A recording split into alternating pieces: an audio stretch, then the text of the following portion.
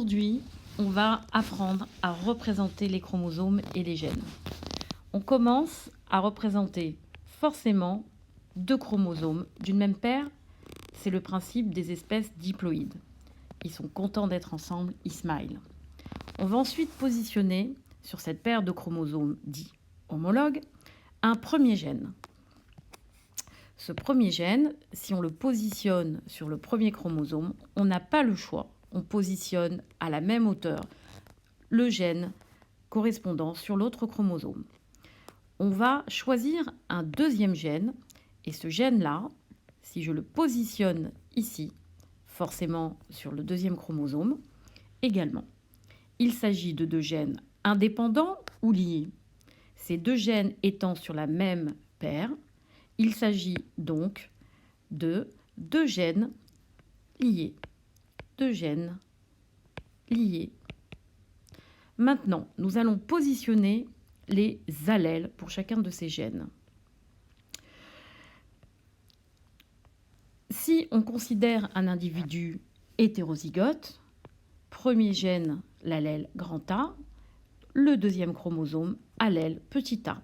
Individu hétérozygote, il a deux allèles différents.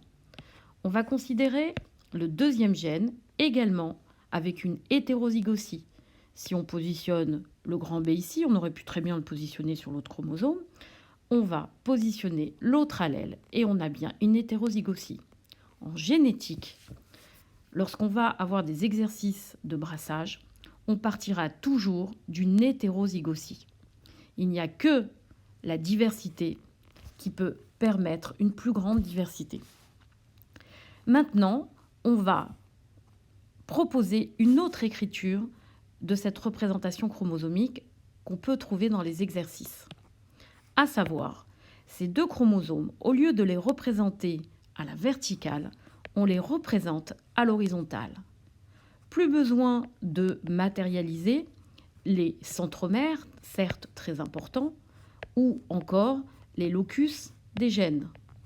Pas besoin de représenter tout ça. Toc, toc, toc, toc, toc, toc.